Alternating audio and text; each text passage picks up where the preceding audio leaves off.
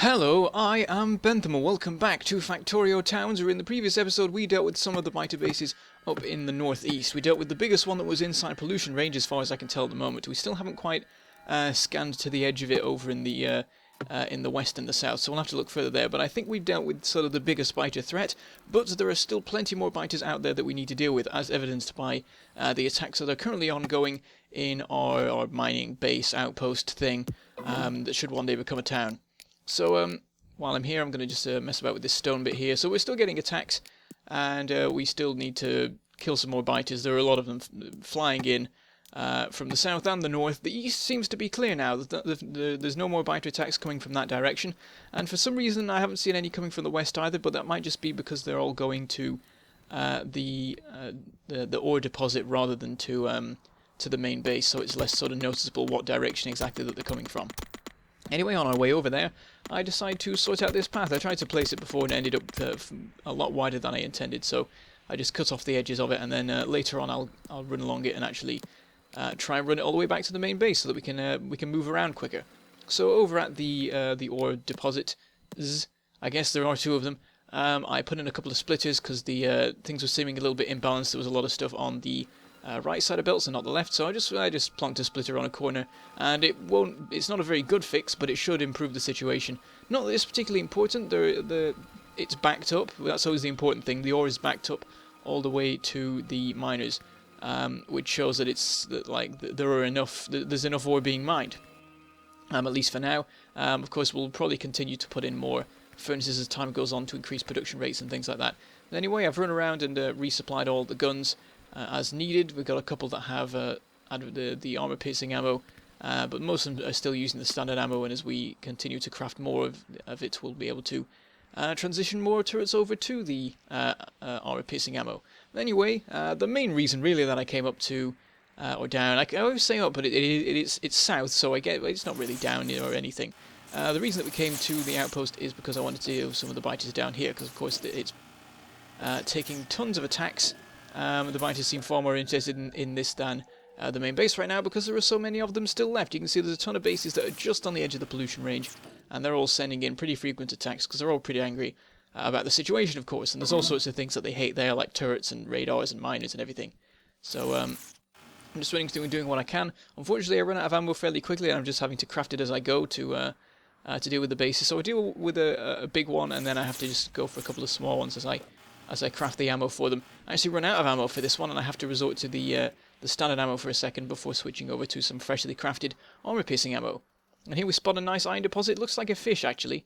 You see it's got like the fins, and it's sort of splashing into the water or whatever. Don't know whether that could be our apple, and our apple ore. We can have that as an untouched thing, maybe. I don't know whether I'll build something on it or not. At the moment, it seems like there are far too many deposits around. I think because there's very little water, there's so much more space for there to be deposits in, and it's leading to there just being too much, and the towns will be too close together at this rate. So I think there are some deposits that I'm just going to have to leave out. I may even go into the map editor and remove them to get rid of the temptation or something like that. Or even just going to make them smaller, because I worry that they will last too long, and the town will just endlessly be able to supply ore, when what's supposed to happen is the towns get their own specific crafting only jobs once they've run out of ore, and then the ore gets supplied from other places. And we'll see how things go. We'll just play it by ear or whatever, and as things come we'll deal with them and try and sort of make it as much how I want it as possible. Anyway, back in the main base, we've resupplied once again on armor-piercing ammo, and every time we arrive home it seems like there is more available, so it's a good sign that we're building up a supply. But there is not enough steel going into the assembler. The steel line has run down. Even I thought it was balanced, but apparently it wasn't, because now the assembler is having to wait for more steel to turn up. So I'm going to upgrade the steel production. What I've done is I've removed the production that we had, turned that into iron, because of course as time goes on we'll need more and more iron, so I've just increased that for now. And we'll also put in twice as much steel production as we had before on the other side of the line. Now this may stretch the iron mining a little bit, we'll have to look at that later and make sure that that it can cope with this increased production. But anyway, what we're going to do is we're going to have two of the furnaces going into the ammo, so that should definitely be enough to keep it running at all times. I think. Let's not say definitely when we're not actually sure. And then the other half is going to be going into a storage chest so that I can grab from it whenever I need some of my own steel. Same as before, basically, but everything's been doubled up. So we'll connect all the belts as necessary, and that should be good. That should keep it running non-stop, and some stuff should build up on the belt as well, which we could occasionally hoover up if we needed a little bit of extra iron or whatever. We'll quickly dump some more of the alien artifacts that we've gathered. We've got over, I think, 300 already, which is weird, because usually I do very little biter attacking until we actually get to alien science. So it's weird to have alien artifacts when we're not even doing blue science yet. It seems a bit odd to me, and it's sort of... it makes more sense now that there are researchers that don't use blue but do use alien science, because you might actually get to that and need rockets to actually continue to fight off the biters. And it's interesting how it's worked out. It's designed so that if you're having conflict with the biters early on, you can escalate it yourself and help arm yourself better. So I quite like that little science thing. I've never really paid much attention to it before. I just thought it was a little bit odd. And anyway, we're resupplying the guns as needed on our main base perimeter, particularly in the north, because that's where all the attacks are coming from right now. Any biters that want to attack us from the south are just going for the ore deposits instead, just because it's nearer. They're lazy, you know. They don't want to go all the way over to the main base if there's something nearby that they can blow up instead. And if they manage to blow that up, then they will move on to the main base. You know, they're not going to waste time going past a perfectly good target. But anyway, that's all done. A lot of the turrets were actually hadn't been used, and I was just sort of adding more ammo in, because of course as time goes on the biter attacks get bigger, so you need more ammo in each gun to help defend against future attacks. So even if an attack hasn't happened for a while in a gun, it's a good idea to keep adding more to its supply of ammo, just because if an attack does turn up, it will be bigger. Anyway, we're now on another expedition out into the wilderness to deal with some more biter bases. There are some in the east which are on the very, very edge of the pollution, so they might become a problem later on. So I'm just going to deal with it before it becomes a problem. They're not very big bases, they're pretty simple to deal with. Though there is a particularly large one I notice just to the northeast of where I'm running. I could probably take that one out, but it would I'd like to go in with a full stack or more of ammo for that sort of thing. We're just going to pass that by now, deal with the ones that are a bit closer to the pollution range. It may be that the pollution doesn't extend any further than it is now, because my current plan for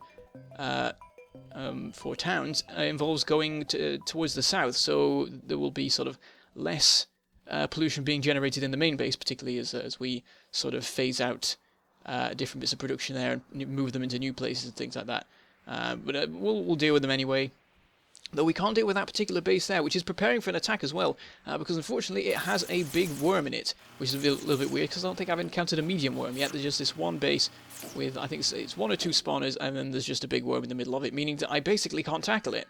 I don't think I can even get into range of the spawners before the big worm can attack me, and in my current state I probably wouldn't fare well against it. I'm not sure exactly how much damage it would do, but I can wager it would be a fair bit, and I would not be able to kill it in the time it would take for it to kill me. So we'll leave that for now, and we'll just have to weather the occasional attack coming in from the north, and just hope that it all goes well. Anyway, I've now pretty much run out of ammo, so I'm just going to have to do a little bit of scouting for now. There's a big old desert here, very little in the way of deposits over here, which is good, because I was getting worried about just how many deposits I was uncovering.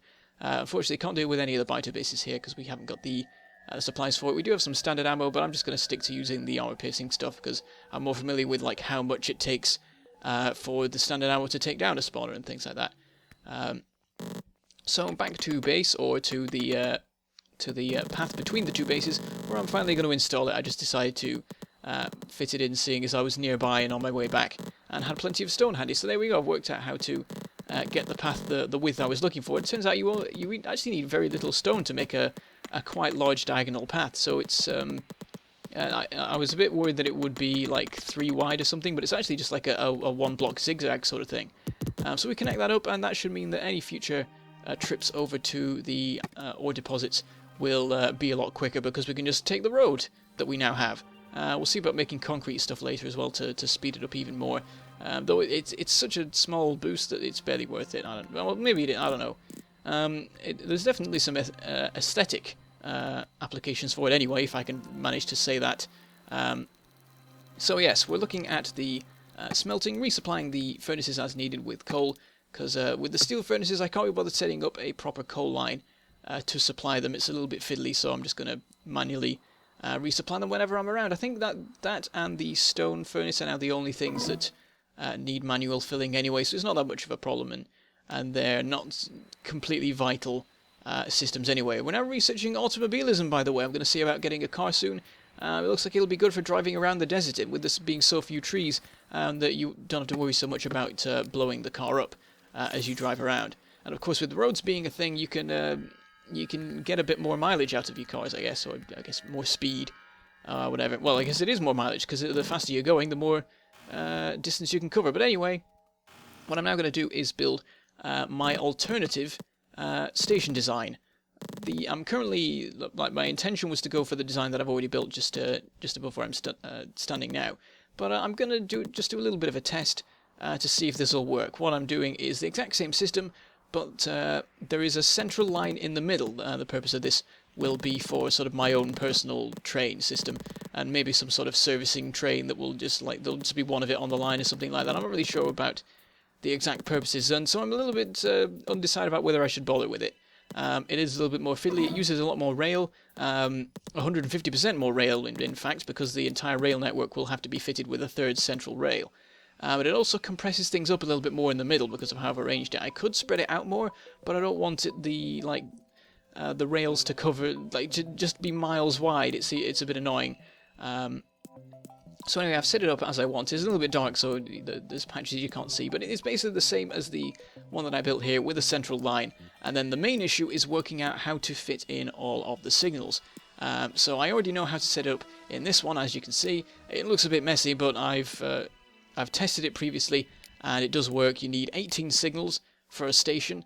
And I don't think you can have any jams with this specifically. I think if you had 2 in a row, it might cause jams. I'm not sure. Yeah, I know if you combine this with a junction nearby, it can cause jams. Though that is only if you don't use chain signals, because I devised these particular the station design above before chain signals were a thing. So I was working sort of within those constraints, and I'm still sort of working like that. I've not really properly implemented chain signals anywhere yet, because I've already made the systems to work with standard signals, so I don't need them. But as time goes on, I'll encounter problems that can be solved by chain signals, because I've had that before in Railworld. There was a particular messy junction, if you've watched it, it's the one going to oil, where there was a bit of a problem where jams could be possible, and a jam did happen, and it was a bit of a mess to clear it up. In the end, I had to scrap a particular section of the design and have a part of the rail running over an oil deposit that I wanted to use in order to make it work. Nowadays,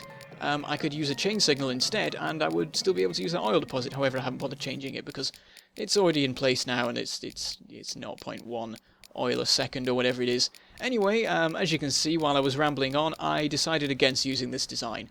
There was a bit of the signal stuff that wouldn't fit in place, and I think in order to make it work, I would have had to widen the lines, and it was already a little bit too wide for my liking. I wanted to keep it fairly compressed, basically with a 4-block gap or a 2-rail gap between each line. And I was already expanding it by having the middle rail, and I've decided not to bother with it now because it's messy, and whatever. I can just run my trains on the main lines anyway, and it shouldn't interfere too much with the running of the other trains. And half the time I'll just be able to take trains that are already on the line anyway, that happen to be going in the direction that I'll be going. Anyway, having some more attacks over by this stone deposit, and what I decided to do is increase the defenses here, because I know that we're in for the long haul with this particular one.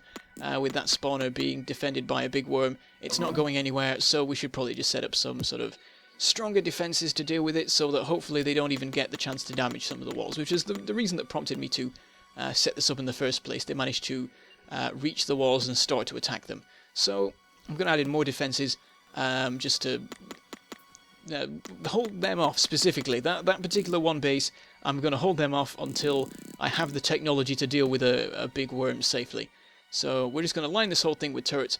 The sort of vital ones are going to be fitted with the armor-piercing ammo, but all of the sort of middle ones that aren't I don't know what I'm saying here. What I'm saying is that the corners and the major bits, like the radar and stuff, have turrets with advanced. I always say advanced with armor-piercing ammo, whereas all the turrets in between those that are just sort of filler to help, basically just back up. They have the standard ammo in them. Anyway, on our main little line that we have here, making the red and blue signs, red and green signs, I noticed that there are not enough gears coming through, so I'm gonna see about speeding things up a bit by adding in some more inserters here and there to try and get the the assembler working at full speed, because if I remember rightly, it wasn't quite going as quick as it could, because things weren't being loaded and unloaded quick enough. So I added in some extra unloading and loading to help with that, because at the moment our iron supply is fine, so it's just the turning of the iron into gears and the delivering of those gears onto the belt that's the problem. So I've messed about with it a bit, haven't sort of made any major improvements to like the production rate, but I've sped it up a little bit, enough that it might be able to build up a supply again. We'll leave it and see what happens. Later on we will probably have to put in a second gear assembler, but maybe we'll manage to hold that off until we actually have a science town that we can put it in. Anyway, speaking of towns, let's go build one. I just plonked down a car because we got that research done, and we already have engine production going, so it's easy enough. I try and use the road to get to the ore deposit, but as it turns out, it was a very bad idea to put the road directly next to the power pole line that keeps that outpost running. So we managed to make our way over there, and this is where I'm going to build the first town. It's fairly obvious, really. It's got everything we need. It's got iron and copper, and there's actually a much larger iron deposit just to the west of the big copper deposit, so we can tap into that as well. This is a fairly large base, really. It's a lot bigger than the stuff that I'm going to usually be building, and that's because this is going to be the circuit base. And if you've seen Railworld, circuit production can be quite important, and you can need quite a big sort of factory to deal with it. It's almost the sort of thing you might split between two bases, but I am never, on my own advice and the advice of someone commenting, I think on the first video or something like that, I'm never going to have the copper wire assembled separately. That is a terrible idea. The throughput that you need to deliver copper wire by rails is insane and something that no one should ever have to deal with. I never actually tackled it, but I can just tell from how much you need that it is a very bad idea. So we're going to have the copper wire and the iron. Well, the iron doesn't do anything. The iron is just there. I'm going to have copper and iron in this same one base, and it's all going to go into circuit production. Also, there's a little bit of coal nearby, and I think I'll use that as well to fuel the furnaces. And again, this isn't sort of what I'll be doing as standard. It's almost like I'm making a whole new base here, but its specific purpose will be circuits. And because of the complex requirements of circuits and the fact that this is the very first town that I'm building, I'm just going to have everything being delivered. Well, not everything being delivered to it, everything being made in it. Because I've got nowhere right now to deliver coal from if I wanted to fuel the furnaces and things like that. So this will be the first town. It'll make circuits. The circuits won't go anywhere for a while because I'll need to set up everything else first. But it is a good sort of starting point because a lot of things need circuits, and from there we can send it all from here.